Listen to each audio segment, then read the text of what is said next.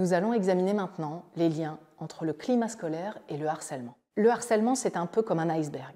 Un iceberg, on en voit la petite partie émerger qu'est la violence entre jeunes. Mais en réalité, cet iceberg, il va plonger ses racines beaucoup plus profond, il va se nourrir d'éléments du climat scolaire. Prenons plusieurs exemples. Si dans une école, les jeunes ont de pauvres compétences psychosociales, s'ils ne savent pas qui ils sont, s'ils n'ont pas confiance en eux, s'ils n'ont pas d'empathie, il est plus probable, évidemment, que des phénomènes de violence et de harcèlement se développent. Et donc, en développant les compétences psychosociales des élèves, on va lutter contre le harcèlement. De la même manière, dans une école où il y aurait des conflits majeurs au sein de l'équipe et où les jeunes seraient témoins de stratégies d'humiliation et de blessures entre collègues, évidemment que les phénomènes de violence seraient plus nombreux, les phénomènes de harcèlement aussi. Et donc, travailler à la cohésion et à la cohérence de l'équipe éducative, c'est aussi lutter contre le harcèlement. Imaginons une école maintenant où les valeurs seraient des valeurs de compétition, seraient des valeurs de rentabilité, seraient des valeurs de résultats, de réussite personnelle.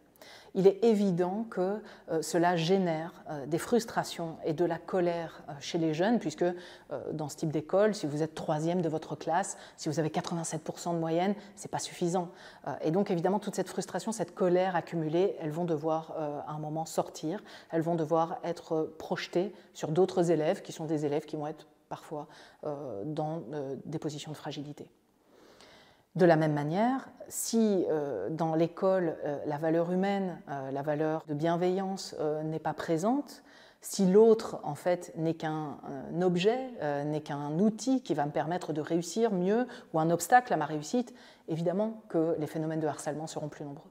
Et donc travailler sur la bienveillance institutionnelle, travailler sur les valeurs de l'école, tout ça c'est prévenir l'apparition du harcèlement. Si dans une école, les cultures familiales ne sont pas respectées, si la culture scolaire ne respecte pas les cultures familiales, et qu'à un moment, certains élèves peuvent se dire « au fond, cette école, elle n'est pas pour moi. Au fond, l'école, c'est pas pour moi ». Évidemment que des phénomènes de violence vont naître à l'encontre des jeunes qu'on peut considérer comme les héritiers, comme des jeunes qui auront facile, pour qui l'école est faite. Et donc, en luttant contre la discrimination, en rapprochant les cultures familiales et la culture scolaire, on lutte contre le harcèlement. Il ne faut pas, au même titre que les facteurs individuels, il ne faut pas oublier les facteurs institutionnels et environnementaux. Ils font partie de la lutte contre le harcèlement. Le harcèlement, c'est une dynamique de groupe, et comme toutes les dynamiques de groupe, elle prend ses racines dans l'interaction entre les individus, mais aussi dans le type d'environnement autour du groupe. Si l'institution est violente, la violence des jeunes sera facilitée. Si l'institution est bienveillante, la violence des jeunes sera inhibée, sera empêchée. La deuxième raison pour laquelle harcèlement et climat scolaire sont intimement liés, c'est que l'un a des conséquences sur l'autre. Le harcèlement a bien entendu des conséquences sur le climat scolaire. Dans une école où il y a du harcèlement, où il y a de la violence, les jeunes se sentent moins bien, il y a moins d'interactions positives, le climat scolaire s'en ressent. A l'inverse, comme on vient de le voir, le climat scolaire a un impact sur le harcèlement. La troisième raison pour laquelle il est important de lier les deux, c'est que les outils qui permettent d'améliorer le climat scolaire permettent aussi de lutter contre le harcèlement. Développer les compétences psychosociales, ramener de la cohésion et de la cohérence dans l'équipe éducative, travailler avec les familles de manière plus harmonieuse. Tout ça, ça va à la fois permettre d'améliorer le climat scolaire et à la fois permettre de lutter contre le harcèlement.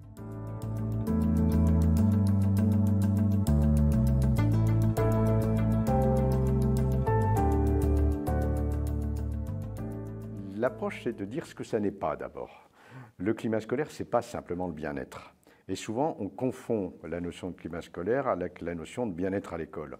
Je dis souvent, bon, bah oui, ça paraît évident, même s'il y en a qui sont encore sur le fait qu'il faudrait peut-être les faire souffrir, les petits-enfants, mais ça c'est un petit peu archaïque quand même, évidemment, si les enfants se sentent plutôt bien dans leur école, ils apprendront mieux. Évidemment, si les enseignants se sentent plutôt à l'aise avec leurs élèves et en équipe, ils enseigneront mieux.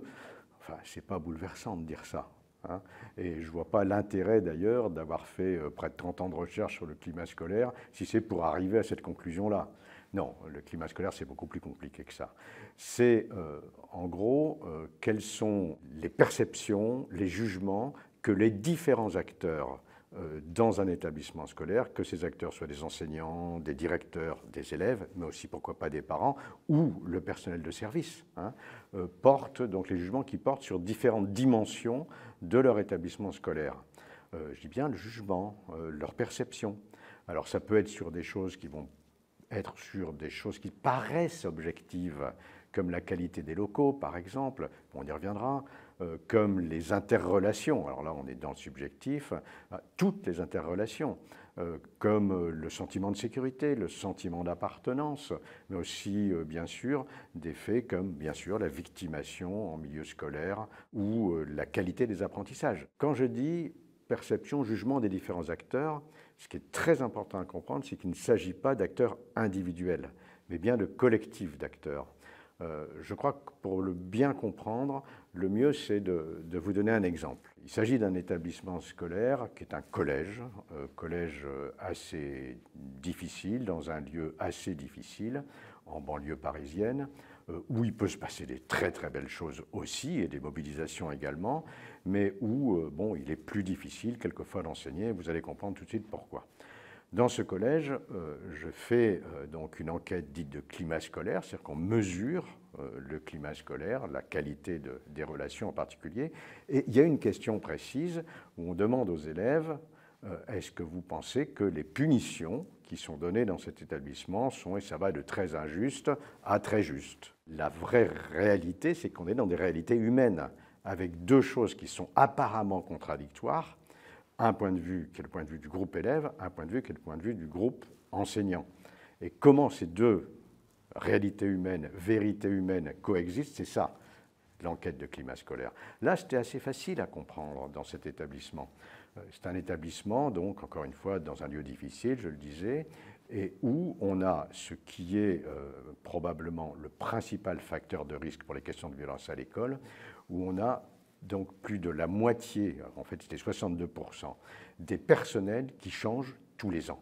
C'est ce qu'on appelle le taux de turnover, qui est donc énorme, avec des enseignants qui sont beaucoup plus jeunes que d'autres, qui sortent de formation quand ils ont été formés, beaucoup de contractuels, de plus une équipe vie scolaire, donc ce qu'on appelle en Belgique les proviseurs, me semble-t-il, qui eux aussi tournent, les surveillants qui tournent, et là en l'occurrence, en plus le chef d'établissement, qui est en arrêt maladie perlé assez souvent, bon, qui a aussi quelques problèmes de santé pas simples.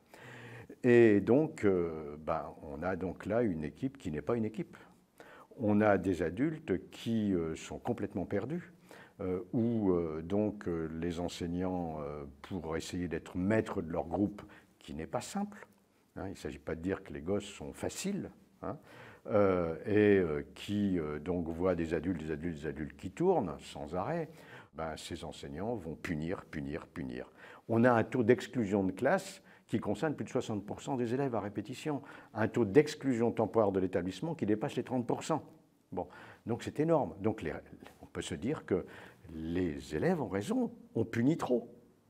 Oui, mais les adultes n'ont pas tort quand ils disent que c'est trop laxiste. Comme il n'y a pas d'équipe, comme il n'y a pas, je dirais, une équipe d'adultes debout, ce que j'appelle moi souvent une bande d'adultes, bon, ils ne peuvent pas faire face, donc ils se sentent complètement démunis, complètement abandonnés à une indiscipline globale. Les facteurs essentiels du climat scolaire, si vous voulez, bon, on peut faire des listes et des listes très nombreuses, hein. Il y en a qui disent les 7 facteurs principaux, les 5, les 40, peu importe. Hein. Simplement se rendre compte que c'est effectivement multifactoriel, qu'il n'y a pas une chose qui explique le climat scolaire. Je vois par exemple actuellement les recommandations de l'OCDE, de l'ONU même, sur la mesure du climat scolaire, c'est 3 questions, c'est un peu léger. Les facteurs donc sont des facteurs qui peuvent être liés, je dirais, d'abord aux interrelations. Bon, c'est très clair que ce sont toutes les interrelations. Les relations entre élèves, les relations entre élèves et enseignants, les relations entre élèves et toutes les fonctions possibles à l'intérieur d'un établissement, mais aussi les relations entre les adultes, que ces adultes soient des professionnels ou que ce soit avec les parents. Cette question du sentiment d'appartenance réciproque de tous les acteurs de l'établissement, y compris d'ailleurs les parents. Comme on dit chez MI, donc, hein, dans le nord de la France, il ne faut pas qu'un établissement, ça soit comme un ovni dans un champ de betteraves. C'est-à-dire que, est-ce que c'est une école du quartier ou une école dans le quartier? Et c'est une nuance extrêmement importante. Donc, toutes les interrelations, encore une fois. Et n'oublions surtout pas les interrelations entre adultes, encore une fois. Hein. En sachant que, de toute manière, tout va se construire aussi autour de cette relation entre adultes. Quand on reparlera des questions de harcèlement, par exemple, on verra à quel point c'est important. Le deuxième facteur sont des facteurs qu'on dira plus objectifs, qui, encore une fois, peuvent paraître objectifs, mais ne le sont pas complètement, c'est-à-dire les locaux, la qualité des locaux, les moyens, on dira, mais aussi la manière dont ils sont perçus. Le troisième facteur, c'est le sentiment de justice. Ce sentiment de justice, qui est évidemment corrélé à tous les autres facteurs du climat scolaire, est véritablement, encore une fois, nodal. Bon. C'est vraiment à partir du moment où on a un sentiment de justice partagé qu'on peut réussir à avoir un climat scolaire positif. Sinon, ce n'est pas possible. Et on va osciller dans des établissements scolaires à des proportions de 1 élève sur 5, par exemple, à 8 élèves sur 10, vous voyez, qui pensent que les punitions sont injustes. Ce qui veut dire aussi que ce n'est pas simplement un effet d'adolescence. Parce que si c'était le cas, 100% des adolescents devraient trouver que c'est injuste. Non, ça veut dire qu'il y a des effets établissements, des effets locaux. La question des apprentissages eux-mêmes, la qualité des apprentissages. Qualité des apprentissages, mais aussi confiance donnée dans la qualité de ces apprentissages par les élèves, mais par les enseignants vis-à-vis des élèves. Est-ce que j'ai un degré d'exigence vis-à-vis des élèves qui est suffisamment important, par exemple? Après, il y a tous les facteurs qui vont tenir autour donc de la sécurité. Bon, la sécurité, donc par exemple, tout ce qui va tourner autour de l'intimidation, le harcèlement, suivant comment on l'appelle, une politique claire par rapport aux règles, par rapport à ça. Une politique claire aussi par rapport au sentiment de justice qui est très lié à ce sentiment de sécurité, et donc, ben oui, le règlement scolaire. Oui, cette question de la punition qui est effectivement très nodale à ce niveau-là, au niveau de l'acceptation du règlement. Vous voyez, tout ça va très ensemble.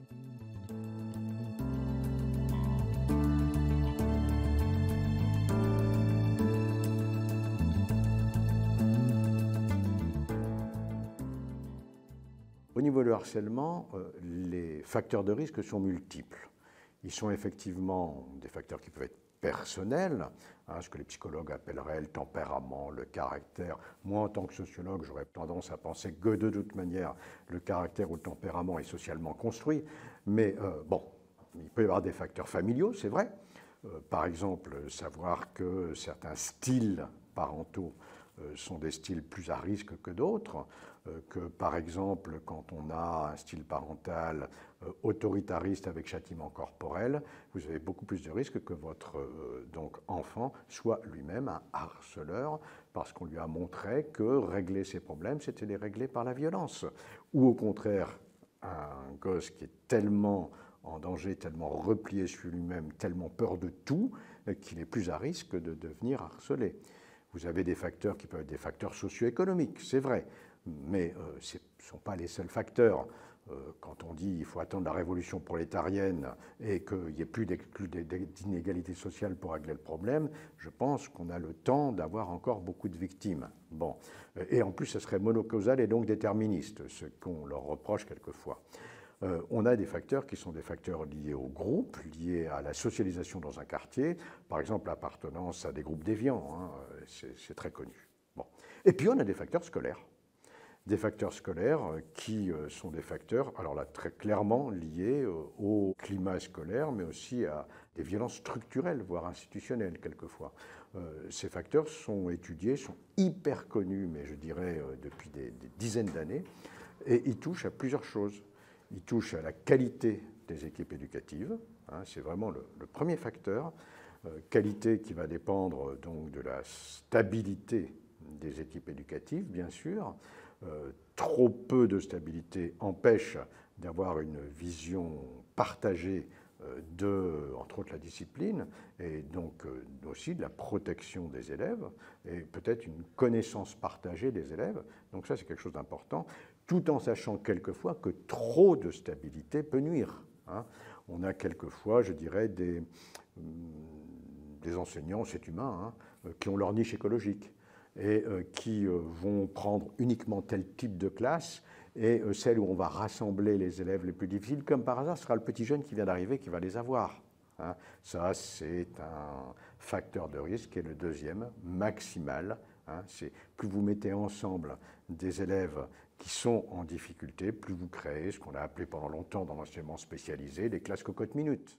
Des travaux, les miens, je me rappelle, j'avais écrit un article là-dessus en 1995, donc ça commence à dater un petit peu, mais les travaux de Jean-Paul Paillet, par exemple, qui ont été très intéressants, donc qu'il a menés dans les collèges et qu'il a souvent dupliqué ensuite, sur l'ethnicisation, c'est-à-dire la manière dont on met ensemble des élèves qui, en réalité, sont majoritairement des garçons d'origine ethnique différente, mais qu'on va amalgamer dans une ethnicité qui serait la seule ethnicité, on dira, en gros, c'est les autres, quoi. Du coup, on crée toutes les conditions pour que ces classes soient plus difficiles.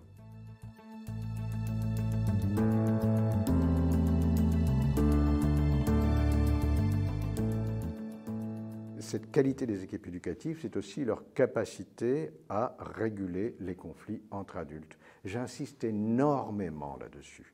Si vous ne faites pas équipe, vous n'avez aucune chance de pouvoir réguler les questions de harcèlement. Vous pouvez mettre tout programme miraculeux, en apparence, en place contre le harcèlement au milieu scolaire.